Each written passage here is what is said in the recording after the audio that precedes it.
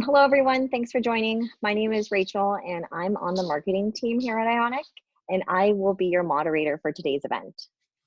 For today's presentation, I've got our very own Mike Hartington, Developer Advocate for Ionic, and he'll be going over Ionic React. But before getting started on this presentation, I'd like to go over some housekeeping notes for you. Today's webinar is being recorded, and we will send you an email with a link to the presentation and slides after the event is finished, and you'll be able to revisit this content later on. The presentation will be about 30 minutes long, and then the remaining time we'll use to answer your questions. So you can submit questions by clicking the Q&A icon on your screen, and we'll get to as many as we can after the event. And last but not least, if you have any technical issues or concerns, you can also send me a message in the Q&A box as well. So I will pass it over to you, Mike, for your presentation. Thank you. Awesome. Welcome everyone to today's webinar. We are going to, like Rachel said, go over Ionic and React, and kind of figure out what it is about Ionic and React that is super amazing, and show you actually how to get in and start building with Ionic React today. If you want to reach out to me, you can reach out on various social media platforms as at mhartington, or you can shoot me an email, mike@ionicframework.com. So for the uninitiated, what is Ionic? Well, Ionic itself is a collection of components, gestures, animation. It's a UI library for building out mobile apps for iOS, Android, desktop, or mobile web. And at its core, we started off at being a very mobile-focused library, but now we can support various platforms, various runtimes, all just by using the same set of components as they automatically adapt to fit their platform, the platform that they're currently running on. So for example, on iOS, you'll get the iOS look and feel of our components. And on Android, desktop, or progressive web apps, you'll get a very material design look and feel to your UI. All this is customizable, obviously, but you can have some pretty good defaults right out of the box. Now, historically, Ionic has been very focused on Angular. For a lot of good reasons for this. Angular was probably one of the first frameworks that gave a lot of strong architectural decisions to developers, being able to say, here is how you build your app, and everything else you can just figure out, okay, well, now that I know how my app gets built, what do I do? How do I add this, populate this structure with all my features and all my requirements? Now, while Angular is really great, there are other tools that are out there and other frameworks that exist. And we want to support these to not only grow Ionic, but to give the community what they were asking. But we didn't want to rewrite all of our components over and over. If a new framework were to come out tomorrow, if we were to just write all of our components for each framework, we'd have to then spend developer time working on those components. So this is where we spend some time working with web components.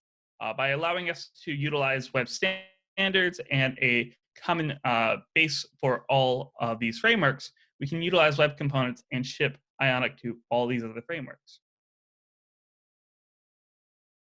So in about 6 months of work, we rewrote all of Ionic from vanilla Angular components to web components, and then started creating these framework adapters when they were needed. For instance, Angular has a very particular router, and we need to support that.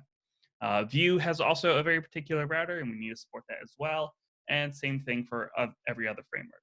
So we can add these adapters where they're needed, but try to stick as close as we can to just being web components. And this is what we dubbed our Ionic 4.0, or our Ionic for everyone. By giving all of these components a standardized way of doing things that are not tied to a particular framework, we could ship Ionic everywhere. And this was a huge success, not only for us internally, but for everyone who was able to update and work with Ionic 4. They were able to just update their apps, go through a small migration process, and then get a faster, smaller code footprint than previous versions. Now, internally, this was not only a huge success because we were able to achieve it, but we were able to now focus all of our energies on different areas. For instance, we can now better integrate with official tooling versus writing our own because we did things our own ways. We're now able to focus on expanding to other frameworks and figuring out what can we do to make Ionic better versus how do we go about helping people build their apps. So where did that lead us? What happened after we launched 4.0? Well, like I said, Ionic's been very tied to Angular for various releases, pretty much since day one. We have been huge fans of Angular, but we have to realize Angular is not the only framework. Angular was around the time of 2014 when Ionic 1 was getting ready to be shipped. There was a lot of questions and people requesting support for React. And while we said that we were going to stick with Angular, as time has gone on, the answer of which framework should I use has always changed. It always ends up being it depends. Frameworks come and go in popularity, and some might be right for a particular use case versus others. So we realized that there was more to the world than just Angular, and that we should listen to the community and their requests for more options or more places to use Ionic. And we figured the first one to start tackling was React. React was incredibly popular, still is to this day, and offers a lot of good things that developers want. So for those who aren't sure what React is or haven't followed React at all, React is a library for building out declarative UI. You write your components as JavaScript, and then instead of returning some HTML, you return this HTML-like structure called JSX.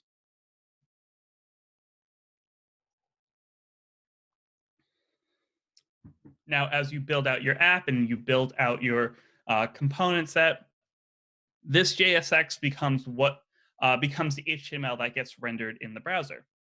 As you start to work with data and wanting to set some kind of bindings, use props or properties on these components to pass data down. And it follows this very simple unidirectional data flow where everything from the top gets passed down, and that's how data gets populated throughout your entire app. When you notice a spelling error live, that's fun.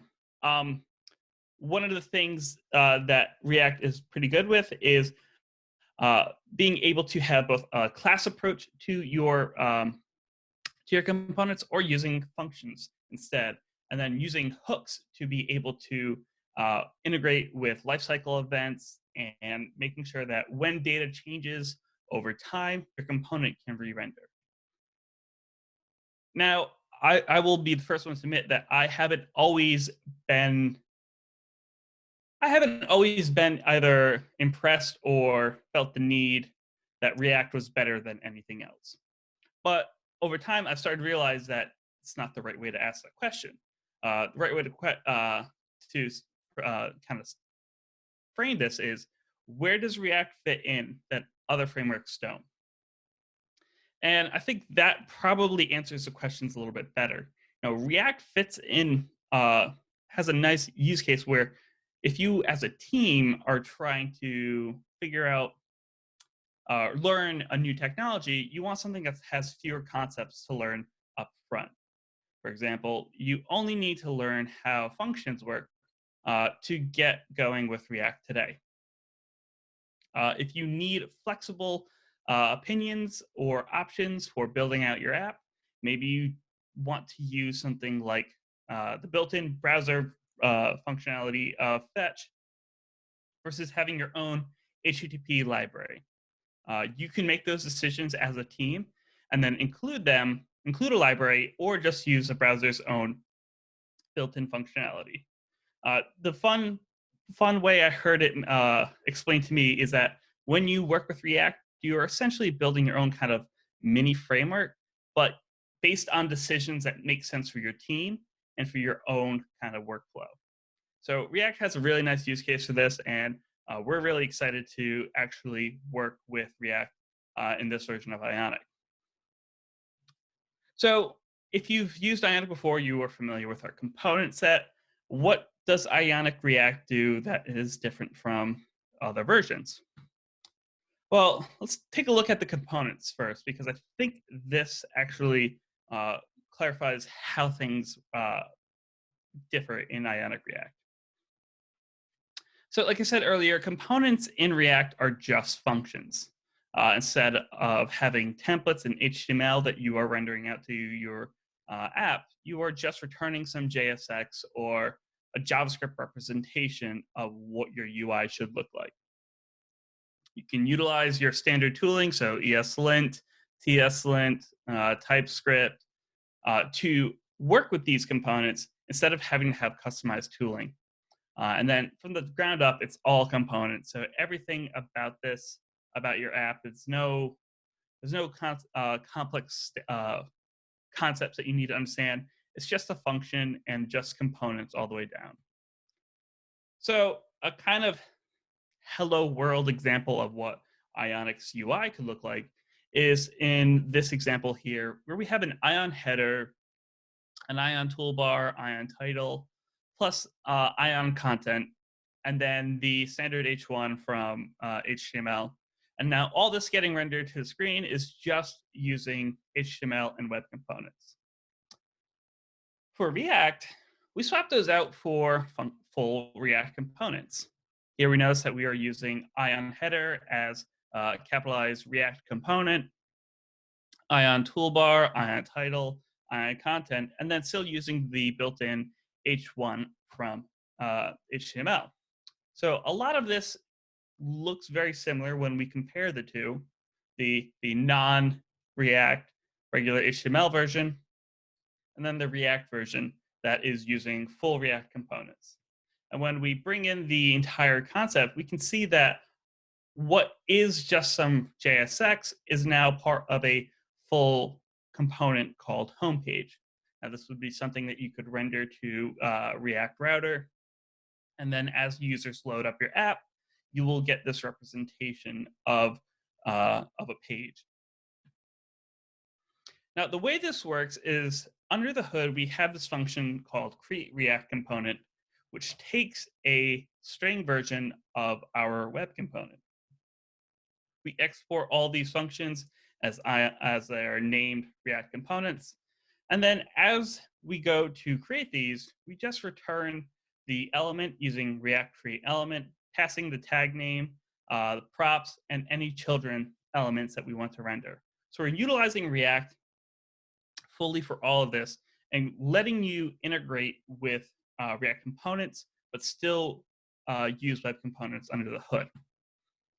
Now, none of that really matters to your day-to-day developer, so why even mention that? Well, it matters because as you start to develop your app, you're going to want to integrate with custom tooling, or you're going to want to integrate with React's own tooling ecosystem. For example, if we were to just ship web components, we couldn't integrate with React DevTools. But because we ship a collection of pure React components, React DevTools are able to understand what's going on. They're able to inspect what kind of props and events happen on these components. And we're able to integrate with that a lot better than just with web components. And from your day-to-day developer, you're just writing React. You're not having to change your context of how things work. It's just components. You import them and then write them into your function. And more importantly, for us, it's still powered by web components, so we're not having to reship a different version of Ionic. And I jokingly like to call this Ionic as a design system because really the components stay the same. It's just the framework and the implementation and how those components get rendered that changes.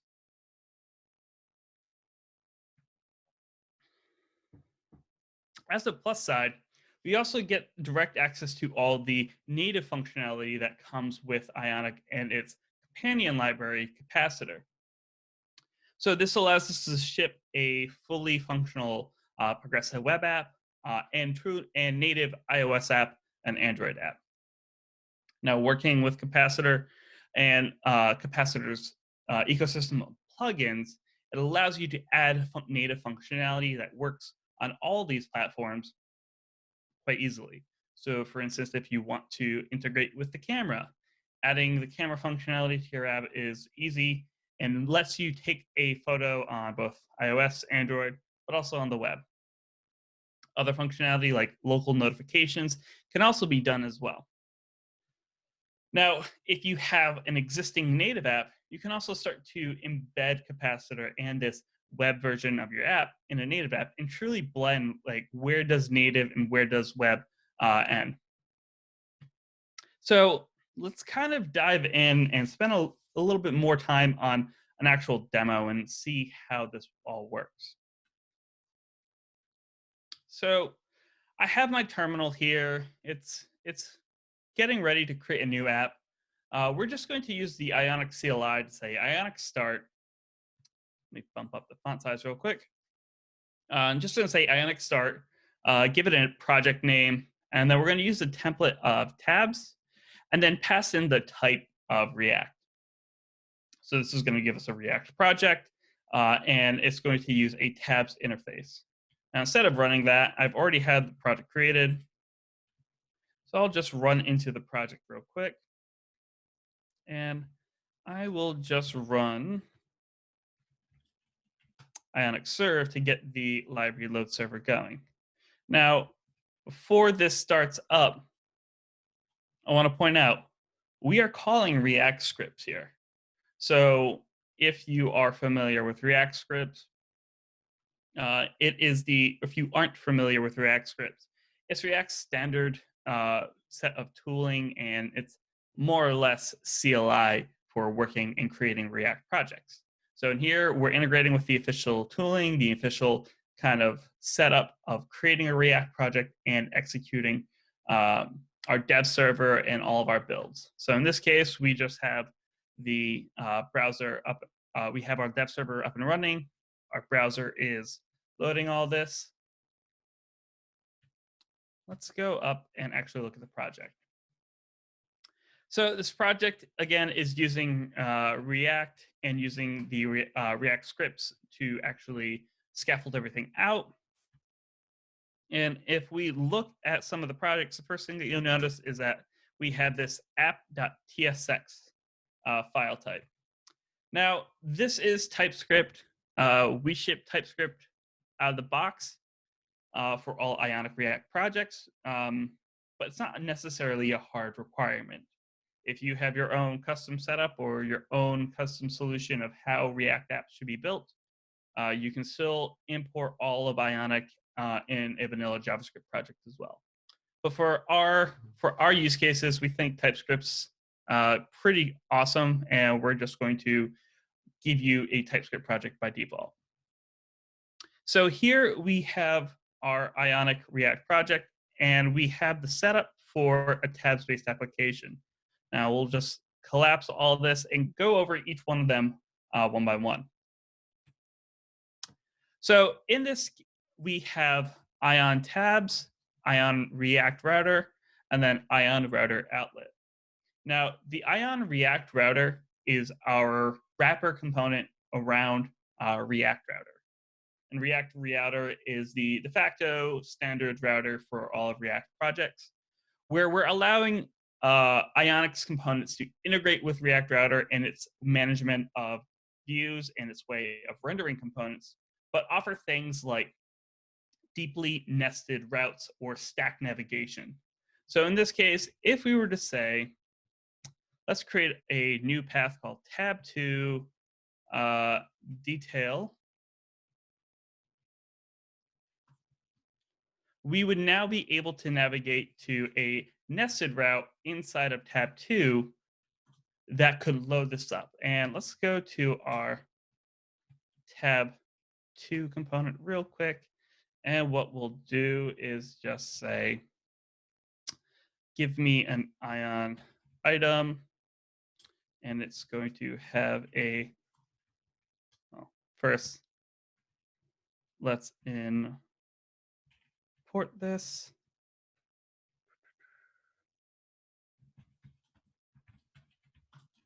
And then what we'll say is router link, and we'll go to tab 2, detail, go to detail. And we'll come over to our app, navigate, go to detail, and we'll have the navigation work for us. It's actually really easy to see the iOS version for this. And what we'll do is change the user agent real quick. Notice we'll get the navigation and everything that works with that. So let's go back to our app component. We'll delete this because we don't really need it.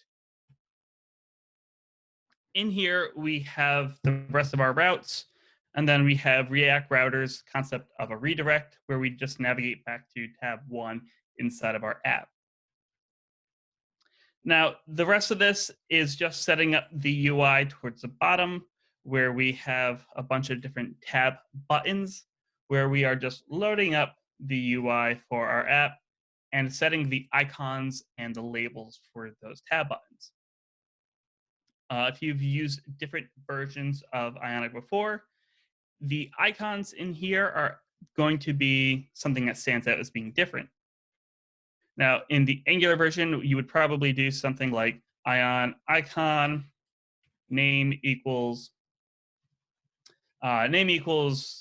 ellipses, and then close it out. But since we're just using React, we can just import the icon directly and get access to that SVG instead of having to reference a string name to it. So this makes icons much easier to work with. And again, we're just importing everything directly. So it is still using standard React practices. Let's clean up what we had originally. And delete that. And then come back to our app and start to look at some of the native functionality here. So if our app is already running, let's just run a quick little build. npm run build. This is just going to run React script and build out our app for us.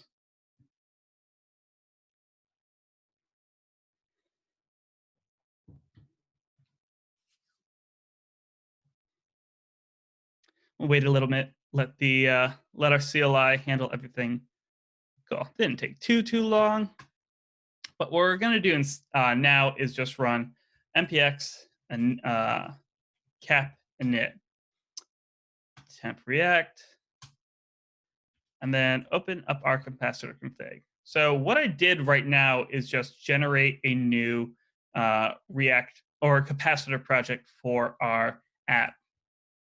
We notice we include set the web output directory to build. We have our app name and app ID listed as the first two entries. So right now we're ready to just create a native project, right?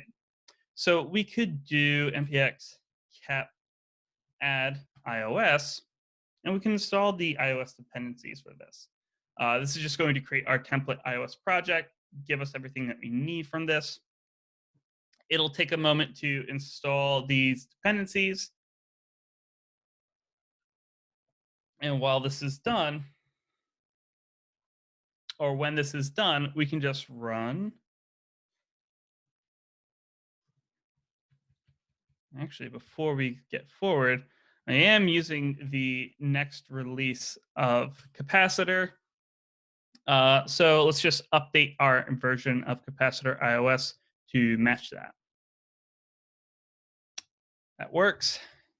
Cap sync iOS.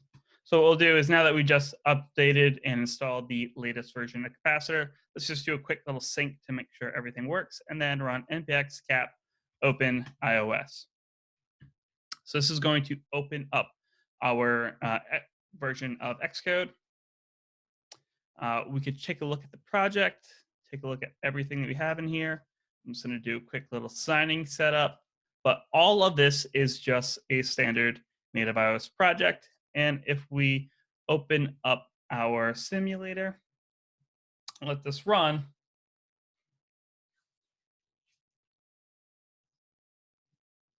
and give it a little bit for the actual logs to happen, we have our app loaded up and rendering out to our screen. Now, this is pretty nice, but the development lifecycle here is pretty slow. Like if I were to go ahead and want to change, say, the title for tab 1, I'd have to go in, run a build, then copy everything over, and do a lot of manual work here.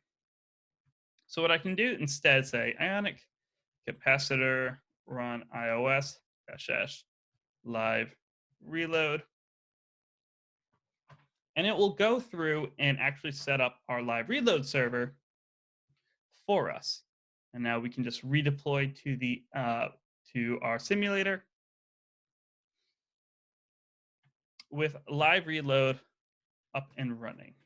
So let's go to just prove this and test this out. Let's go to tab 1, and we'll change the title here to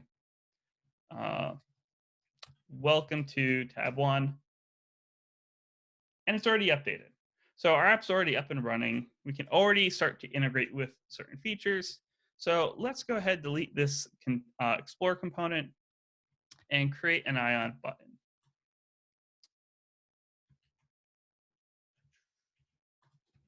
And what we'll do is just delete that, add an import for Ion button.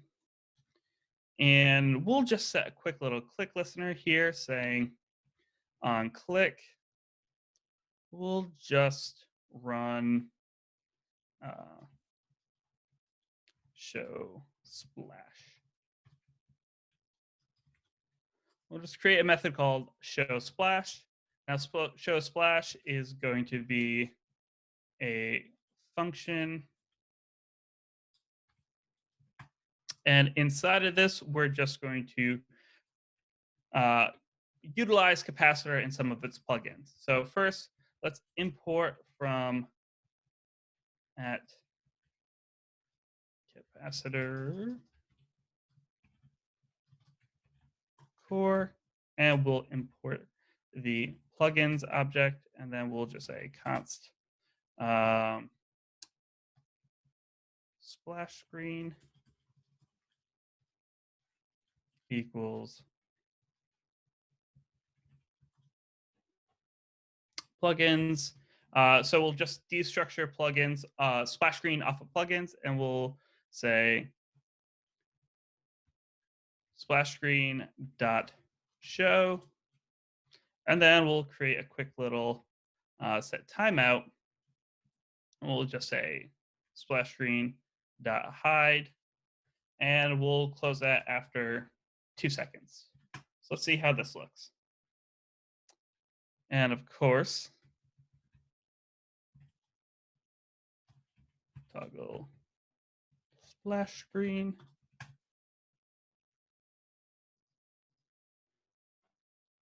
Awesome. So our splash screen is running. We're integrating with that, calling the native service for that. And we have our app updating as we go through and make changes to it. So we have a pretty nice feedback loop here where we can start to target custom functionality and native features, all just by using web technology and having a fast development cycle. Now, this might beg the question, why would we do this over something else? If we already are integrating with a native project, why would we want to use Ionic? Why couldn't we just use native iOS or say something like React Native? Well, it's not saying that React Native is not a great project or not a great solution. It can work for certain people. Where I think Ionic shines is the fact that as we start to work with this, we could deploy this to any web hosting service popular one being Zeit and their now static hosting. And now we have both a native iOS and Android app, as well as a progressive web app without having to change anything about our code, which I think is really compelling when you start to look at features and capabilities coming to the web. So let's go back to the slides for a little bit.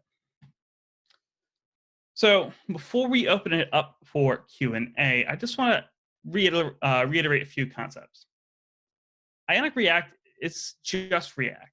You're not having to learn a whole lot about how to work with Ionic's flavor of React. You're just using React concepts and using Ionic's components as React components.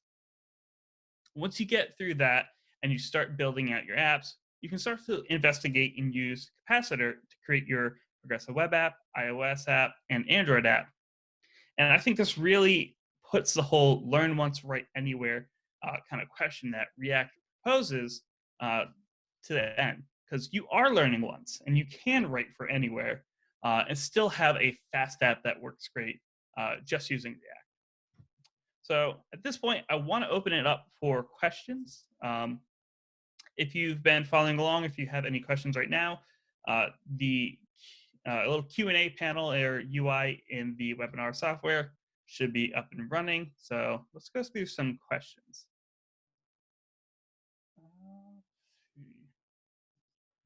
And we will bring up Q&A. Yes, thank you, Vincent, for noticing my typo. It is a subtle mistake that I missed. Thank you for letting me know. So we have one question from an anonymous attendee about Ionic and Vue and when is it going to exit beta. At the moment, we are probably going to be waiting till Vue 3.0 finally ships. We have been advised by the creator of Vue to wait until then, just to make sure that we are not getting caught off guard by any potential issues or breaking changes, and that we can best prepare ourselves for what Vue 3 is going to look like. Once Vue 3 is out and is released, we'll pick back up on Ionic Vue and start to finish up everything that we have finished. Another question, how would you run TDD on top of this?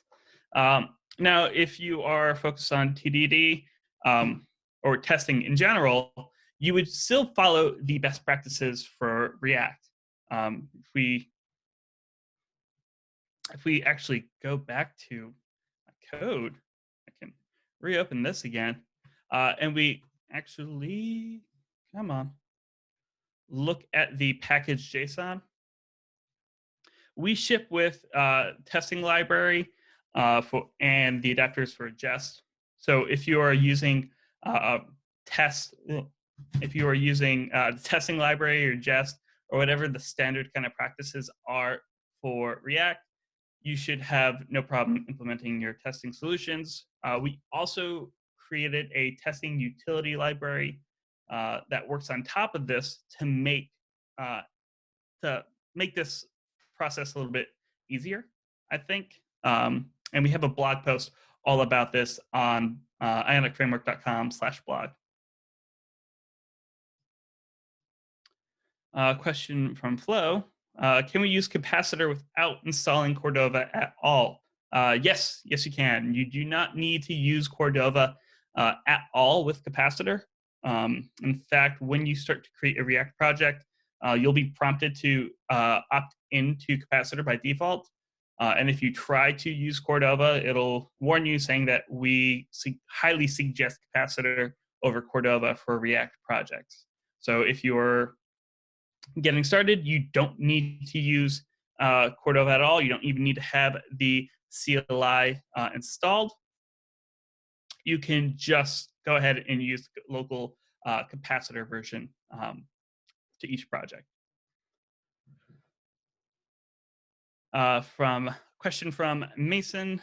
Will Ionic X have support for React and or Vue? Really great question. I don't have the answer for that, unfortunately. If you want to email me afterwards, I can put you in touch with one of our teammates who will who will be able to answer that better. Mike at ionicframework.com. We should be able to get an answer for you. Here's another question from an anonymous attendee. A lot of anonymous attendees so far, too. That's the most I've ever had. Compatibility of Ionic versions, e.g. go from dev in v4 to v5. So from I think I'm getting the question correct. It's what are more or less around the breaking changes and what are some of the updates that you're going to need to know about between going from v4 to v5. If you go to our GitHub repo, github.com/ionic-team/ionic, we have a whole breaking changes document that goes over the changes from v3 to v4 and then v4 to v5. v4 to v5, I will say, is probably one of the easiest updates to go through, especially if you were already working with React, because most of the changes that we needed to make in v4 from v4 to v5 were because we wanted to support React. So in v4, we had a whole bunch of different ways of setting styles and attributes on components that weren't going to be able to work with React. So what we ended up doing was creating CSS classes instead of attribute selectors. Now that worked in v4, or that shipped in v4 and was working. And as of v5, all we really had to do was just remove the attribute selectors. If you are using React right now, you don't really need to worry about any of that stuff. So your v4 to v5 upgrade process is going to be pretty painless. But again, look at that breaking changes document. It'll go through anything that you need to worry about. We've made sure to document all that very clearly.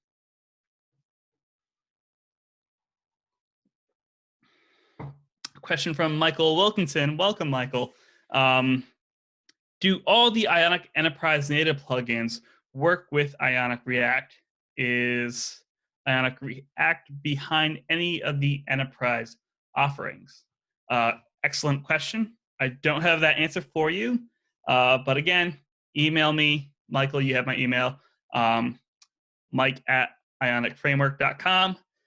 Send me an email and we can put you in contact with the right people.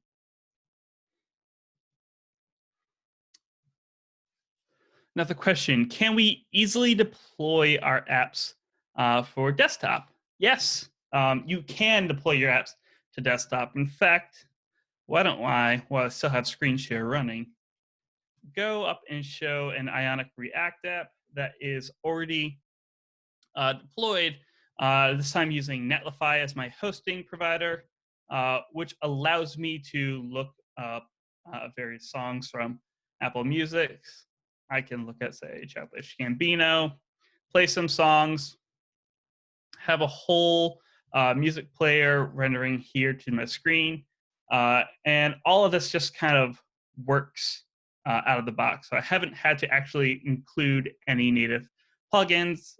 This is just the standard Ionic React setup. So yes, you can easily deploy your apps for desktop. If you were thinking about Electron, that is also supported through Capacitor, so you can have flexibility of both native desktop and then web desktop. Hopefully that answers your question. Last two questions from Jorge. What is the performance of a mobile app with Ionic React compared with Ionic Angular? Is it better? Of course, using Capacitor. Performance questions are pretty tricky to just answer without knowing a lot of context or actually being able to test it out live. I would say they're both very comparable, right? There's nothing in them that necessarily says one is faster than the other. They both can load really fast. They both have excellent runtime performance.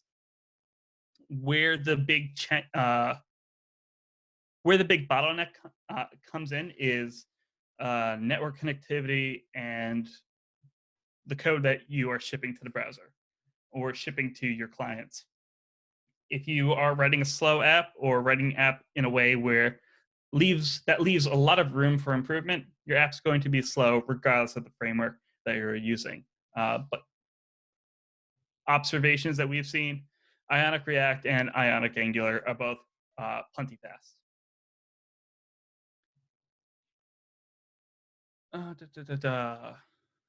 Another question: can you generate the app in multiple windows? I'm not quite sure what you mean. You can generate. You can create both an iOS, Android, and desktop app, and I could set that all up. I don't actually have Android Studio configured right now at the moment on my laptop.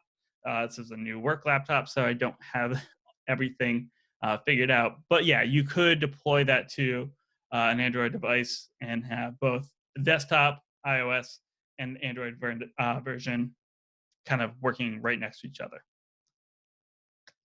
Cool. So that's it for questions. If we're all set on questions, thank you all for joining the webinar.